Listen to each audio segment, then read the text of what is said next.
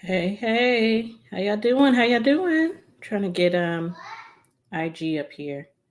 No, I'm not talking to you, baby. Okay.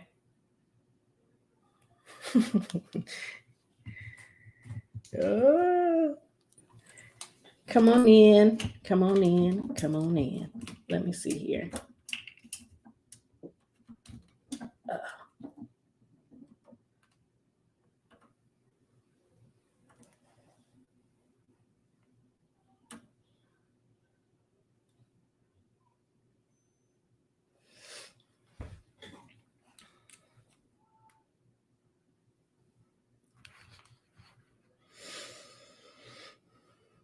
Hey, hey, you guys, checking in, checking in. This is Dr. Shanae of SP Consulting Group. I am your organizational development psychologist, licensed therapist, and executive wellness coach. I usually do a lot focused on work life balance, work life integration. And I just wanted to get back on here. I haven't been doing lives for a minute, took a little break, but wanted to get on here. Let me fix this camera.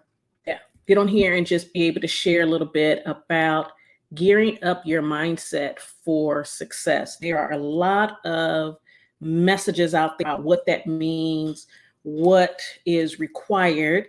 And so I wanted to just jump on and give the perspective from a mental health standpoint, also from the standpoint of an OD psychologist. So I work a lot with people in regards to change, a lot with change management, a lot that goes into how do we get to the next place from an inner perspective. And so a lot of people may come in and talk about manifestation and talk about different things that you can do or not do to be successful. And so I just wanted to check in on that and throw my little 2 cents in. And I'm hoping this is going to be helpful to you. So, again, we are talking about gearing up your mindset for success. And so, one of the things that comes up a lot, again, just from my perspective of working with my patients in psychotherapy and working with my executives with coaching, is dealing with getting out of a fixed mindset, right? And a fixed mindset usually leads one to think that, a situation is one way and it would never change. Like no matter what you do, no matter what you work on, no matter what happens, even that negative thought pattern, right? The negative thoughts, the inner critic, everything that's just like, even if I try this, it's not going to work. It even breeds fear. It brings this fear of, well, I'm going to be very disappointed, or other people are going to look at me crazy or begin to doubt me if it doesn't work. And so that can lead you into a fixed mindset. So I know that plenty of you guys have heard about having a growth mindset or a success mindset. And that says basically that you can create change if you think you can. Like if you believe it, go for it, or adapting to feedback and implementing strategies while you're at it, making things happen, whether that's for personal growth, professional growth, and development. I usually cover all scopes. And when it's all said and done, it goes without saying that the type of mindset that you have will lead to success or not. We know that a fixed mindset leaves you in a place where you're not having transformational change. You're not having innovation occur. Okay. And so when you're talking about developing this mindset that's focused on success, it's not as simple as, okay, so I say it and I believe it. You can sort of put that in the same pot as people believing that because they know better, do better. Not necessarily the case, right? So what do we do? What do we do when you think about what it is that you've been striving for, what you've been working toward? What do you do? And some of the things that you can do, and again, from personal professional experiences, can say that basically you have to aim for something that is more challenging and accept that it's challenging, accept that it's going to be difficult, and having the grit to delve into that space, almost like putting yourself in an experiment. If I were to consider doing this, maybe it might lead to the things that I'm aiming for in respects to success, things that I'm doing that can lead me to be successful. So put yourself in a challenging or new situation so that then you can shake it up and change your perspective and really get to a point of having these consistent experiments or having these consistent challenges that you're overcoming to raise your threshold of success. And being open, finding a mentor, find a coach, someone that can offer a different perspective. I know that a lot of the people that I work with, both in therapy and in coaching, they get on and they speak about how helpful it is to have someone with an objective perspective. And that can then have them think outside the box and be in a place where you are purposely seeking more, right? And think of failure as a learning opportunity. Don't think of failure as something to fear. When you're thinking of, oh, I want to try this, but I'm scared it's not going to look right, or, oh, I'm scared that it's not going to work out right, then you have to get in a place where it's like, well, what if it will? What if it will work out? What if I do change my perspective? What if I do decide to do something different? Hey, Angel, thanks for joining me. And think of, again, failure, not as failure. Think of it as a challenge to overcome. Okay, something that you're going to do something new on, something that if it's difficult to do, you're going to just push yourself to do more, right? And another thing is keep a log or a journal of all of your accomplishments. When you've taken the step forward to do something, say, even like this, going live, you weren't used to going live, jump on and make sure that you make a note like, I went live on this day. This is how I felt. This is what I did. This is the things that I feared the most. And then it wasn't that bad. So that then you can go back and have something to look at that gives you an opportunity to say, you know what, I did overcome it, and do almost a fact check with yourself. No, I did it. Nothing bad happened. Nothing blew up. The world didn't end. Let's do it again, right? Or even delve into something else that's also challenging for you.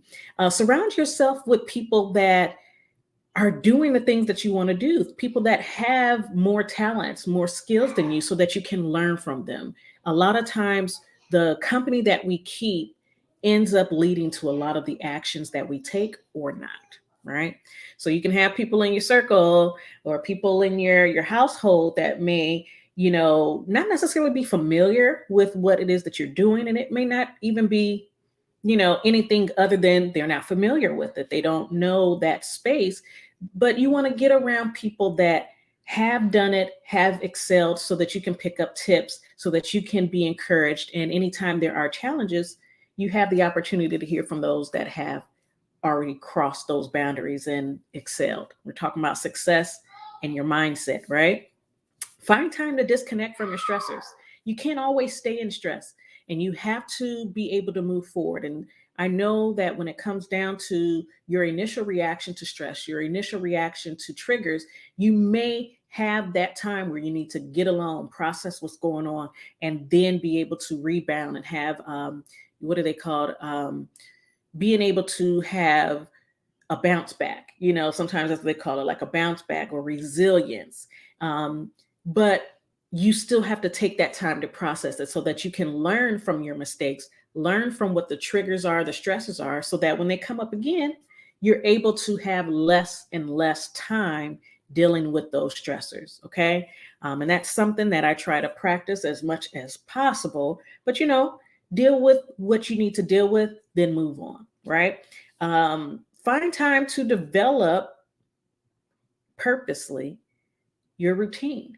Check out what it is that you're doing now versus what you've done before. And is that routine helpful? It may be required for you to have a new morning routine, a new time that I always encourage people to have like their breaks in between the day where they just disconnect. They are not necessarily doing anything. It may just be taking some deep breaths, having some time with yourself to sort of de-escalate throughout the day, and then having an evening routine so that you are getting in the space of, I'm finished with my day.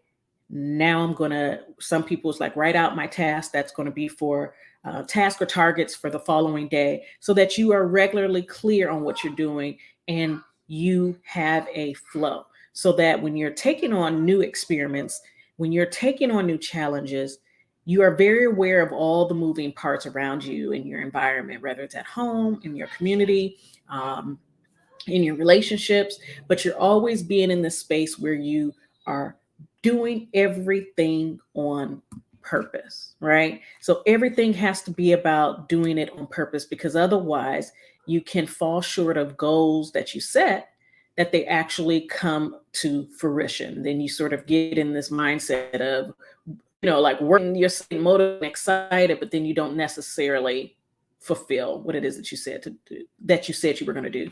That then goes into the space of setting time bound and achievable personal goals.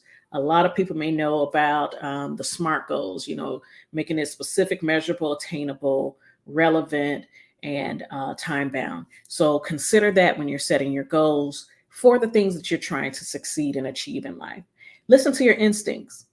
Not everything is as black and white, but listen to your instincts. There's gray areas to, should I take on this new thing? Should I delve into this? Should I get into this relationship? Should I, take on this project at work? Think about it. Not everything is about, let me tack on, tack on, tack on. Sometimes it is really, let me sit, make sure I'm anchored, and I am working and doing everything in alignment with my purpose. That's something I always preach. It has to be in alignment with your purpose. And avoid stagnation. That's the last tip that I'm going to give. Avoid stagnation. Avoid taking the extra time to think through every piece of it, or that everything has to be perfect. It doesn't have to be perfect. Done is always better than perfect. So don't get stuck thinking that you're going to be successful in something if, for the most part, you're going to allow fear to take you away from it because you're trying to reach perfection. And so for those perfectionists out there, try to be like me, a recovering perfectionist, trying to let things just be as they will and, moving on when it's time to move on. But I hope this has been helpful, gearing you up for a mindset of success. Everything, bottom line has to be done on purpose, and you have to go into the things that you fear, as long as they're not a threat to, your well-being, and to those around you, as far as like self-harm or harm to others.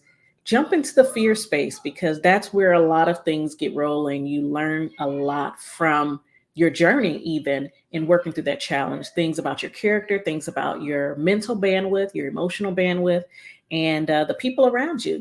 Who is there to be a support, who is there that you need to be a support to help work your way up to the top of where you're trying to go. So again, I hope this was helpful. This is Dr. Shanae of SP Consulting Group. I am your organizational development psychologist, as well as a licensed psychotherapist and executive wellness coach. And I hope this was helpful. I will be back next week, Tuesday, around about this time. Usually I have a client, so usually I get in about 10 minutes after 11 Pacific Standard Time. All right. You guys take care and have an amazing week. Hope you apply this to what you're doing. All right. Bye.